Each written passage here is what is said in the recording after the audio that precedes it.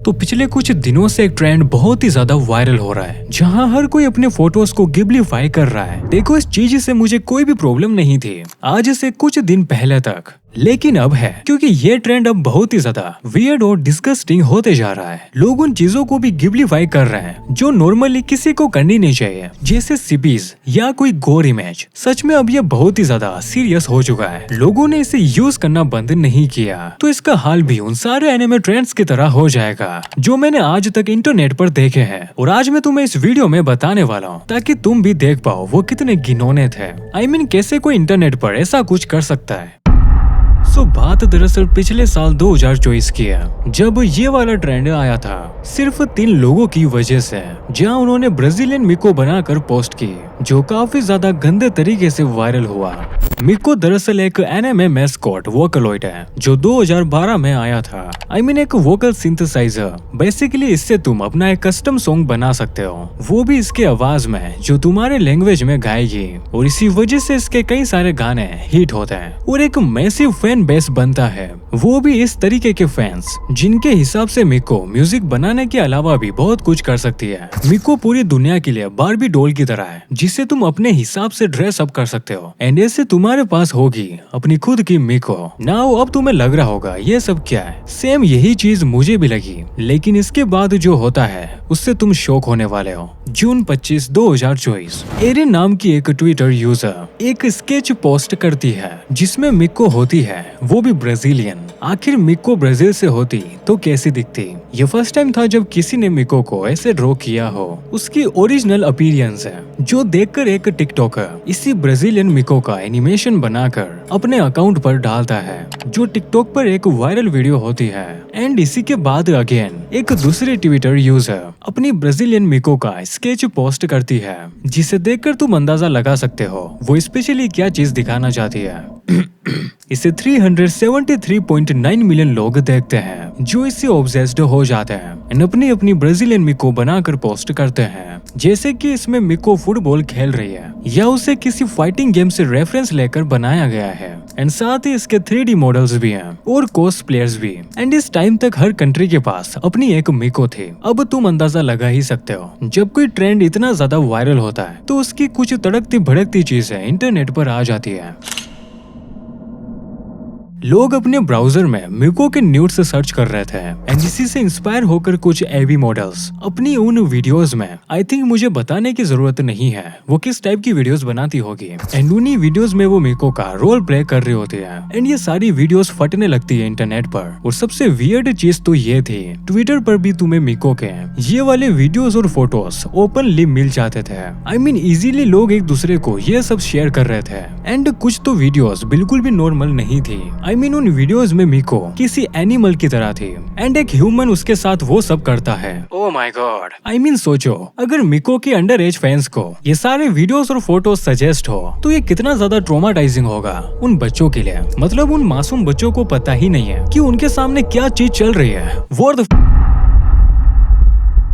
इस वाले ट्रेंड में हम एनिमे आर्ट्स के साथ कुछ होता हुआ देखते हैं जो बहुत ज्यादा नेस्टी होता है, इसीलिए ट्रिगर वार्निंग एडवाइस। अगर तुम ब्लड और बॉडी फ्लूइड को नहीं देख सकते हो तो तुम्हें ये वाला ट्रेंड स्किप कर देना चाहिए। तो इस ट्रेंड को अभी भी कई सारे एनिमे फैंस फॉलो कर रहे हैं। अगर तुम जरा सा भी ट्विटर और रेडिट पर एक्टिव हो तो तुमने इसके बारे में सुना ही होगा, अगर नहीं तो मैं तुम्हें बता देता हूँ।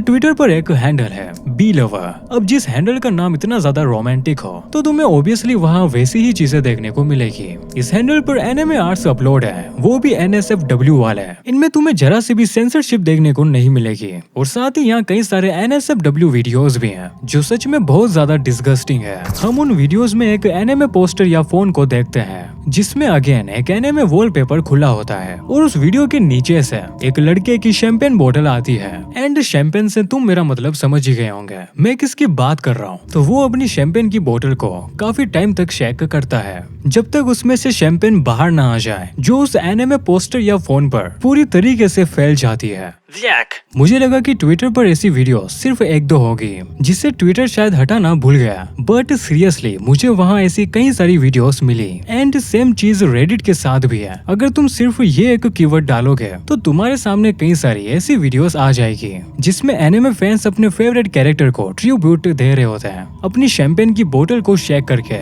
तुम्हें यहाँ फिरन की भी ट्रिब्यूट वीडियो मिल जाएगी, माँ की भी, मिकासा और साकुरा की भी। एंड अब शायद मुझे यहाँ रुक जाना चाहिए और आगे नहीं जाना चाहिए।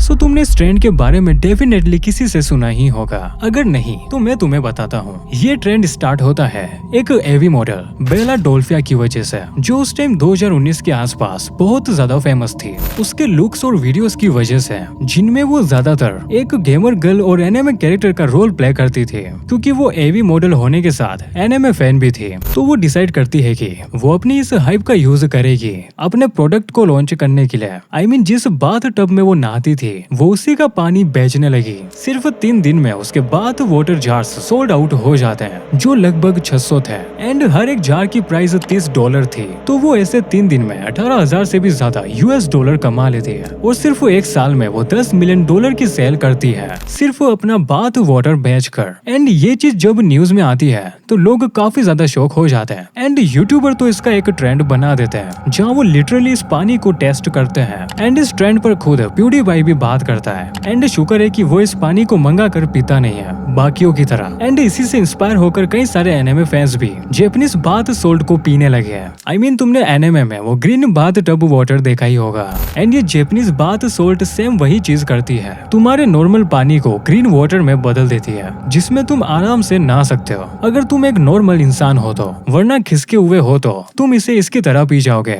आई मीन ये लोग कुछ व्यूज के लिए उन चीजों को भी पी रहे थे जो उनकी हेल्थ के लिए बिल्कुल भी सही नहीं है। पता नहीं उस लड़की ने उस बाथ टब में क्या क्या किया होगा एंड अब वो इसी पानी को मजे से पी रहे हैं। याक छी यार, हटाओ इसे। अब ये पूरी स्क्रिप्ट मुझे वापस से लिखनी होगी। नाउ मेरा नाम तो तुम जानते ही होंगे, एनी, एंड आई होप तुम्हें ये वीडियो पसंद आ रही होगी। मैं तुम्हें बस ये बताना चाहता हूँ कि ऐसी वीडियोस बनाने में काफी ज्यादा टाइम और एफर्ट्स लगता है और YouTube तो मुझ पर एहसान करना छोड़ेगा ही नहीं एंड इसी वजह से मैं इसे फुल टाइम नहीं कर पा रहा हूँ, जिसका इम्पैक्ट तुम मेरे अपलोड्स पर देख ही सकते हो, बहुत ही ज्यादा हॉरिबल है। तो इस हार्ड टाइम में तुम मेरी हेल्प कर सकते हो। इसके लिए तुम्हें कुछ नहीं करना है, सिर्फ ज्वाइन वाले बटन पर क्लिक करना है एंड बाकी की डिटेल्स तुम्हें वहीं पर मिल जाएगी। अगर तुम ये कर सकते हो तो डू इट, वरना कोई बात नहीं, मैं ऐसे ही अपना 100% देता रहूंगा। सी जब तक मैं दे पाता हूँ। Now back to the video, ad over.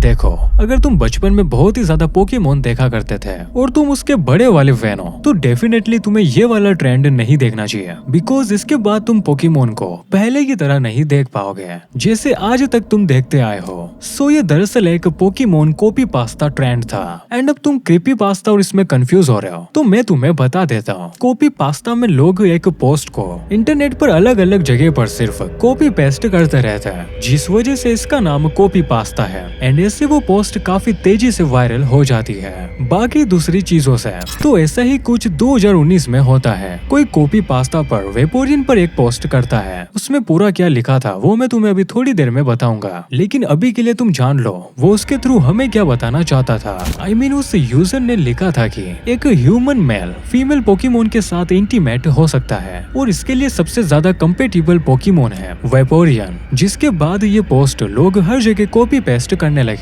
और ये एकदम से वायरल हो जाती है। लोग यूट्यूब और टिकटॉक पर इसके अराउंड ही वीडियोस बनाते हैं, लाइक कोई मीम बना रहा है एंड कोई इसे ट्रोल कर रहा है। तो उस पोस्ट के अंदर ये लिखा हुआ था, अगेन मेल ह्यूमन के लिए फीमेल पोकेमोन जो सबसे ज्यादा कंपेटिबल है ब्रीडिंग के लिए वो है वेपोरियन। एंड फिर वो ये कहता है कि वेपोरियन फील्ड एक ग्रुप से है जिसमें ज्यादातर मैमल बेस्ड पोकेमोन्स हैं एंड इसकी एवरेज हाइट 3.3 इंचेस है और इसका वेट लगभग 63.9 पाउंड्स है। मतलब कि वेपोरियन का वो वाला पार्ट उतना बड़ा है कि इजीली वो ह्यूमन सॉसेज को हैंडल कर सकता है एंड साथ ही इसके पास इम्प्रेसिव बेस स्टैट्स हैं एचपी के, जिस वजह से तुम उसके साथ कितना भी हार्डकोर हो सकते हो। एंड वही वेपोरियन की मोस्टली वाटर टाइप बायोलॉजी है तो वो कुछ ज्यादा ही वेट होगी, मतलब कि इतना ज्यादा कि तुम बिना किसी दर्द के 1 घंटे तक उसके साथ वो सब कर सकते हो।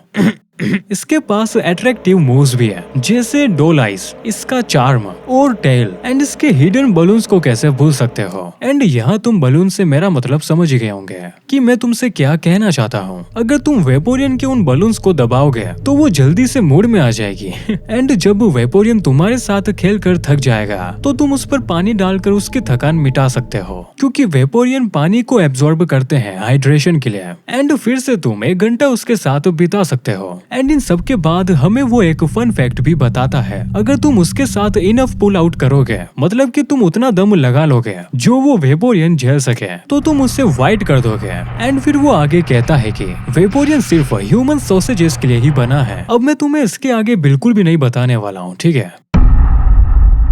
Now pony jar one of the disgusting trend में से एक है, जहां हम एक पोनी फिगर को जार में देखते हैं एंड उसी जार में एक बंदा अपनी शैंपेन की बोतल का माल उसमें डालता है कई हफ्तों और महीनों तक, ताकि वो पूरा उसी चीज से भर जाए। सो बात दरअसल 2014 की है। 4chan पर एक पोस्ट होती है, उसमें वो यूजर ये लिखकर बताता है कि उसने माय लिटिल पोनी का एक कैरेक्टर रेनबो डैश का फिगर लिया एंड उसे एक जार में डाला, जिसके बाद वो उस जार को हर दिन अपने माल से भरता गया। एंड ये चीज लोगों को इतनी ज्यादा अट्रैक्ट करती है कि वो खुद भी इस चीज को करने लगते हैं। हद तो तब हो गई जब टिकटॉक आता है, जहां लोग बस ऐसी ही वीडियोस बना रहे होते हैं। स्टार्टिंग में वो सब बस पोनी का ही फिगर यूज करते हैं, बट धीरे धीरे वो इस चीज को और ज्यादा टू फार ले जाते हैं। I mean, जो कैरेक्टर लोगों को पसंद थे वो उन्हीं के फिगर्स को जार में डालकर सेम वही चीज कर रहे थे जो पोनी के साथ उन्होंने की थी। एंड अब इससे तुम समझ गए होंगे पोनी के बाद जिस कम्युनिटी ने इसे सबसे ज्यादा फेस किया वो थी एनिमे कम्युनिटी। एंड अभी का रिसेंट एग्जांपल तुम देख ही सकते हो, गोजो फिगर इंसिडेंट के बाद सुकुना जार इंसिडेंट, जिसमें एक टिकटॉकर सुकुना के फिगर को जार में डालता है एंड उसे जब तक भरता रहता है तब तक वो फुल ना हो जाए। एंड यहाँ एक चीज मैं तुम्हें और बताना चाहता हूँ, जो बंदा 2014 में फर्स्ट टाइम वो जार भरता है, वो बाद में कुछ साल बाद उसी जार को खोलकर एंड उस पोनी फिगर को बाहर निकाल कर एक दूसरे जार में डालता है एंड उसका जो इतना साल पुराना माल था वो भी वापस नए वाले जार में डालता है एंड साथ ही अपना कुछ नया माल, ताकि वो जार को भर सके।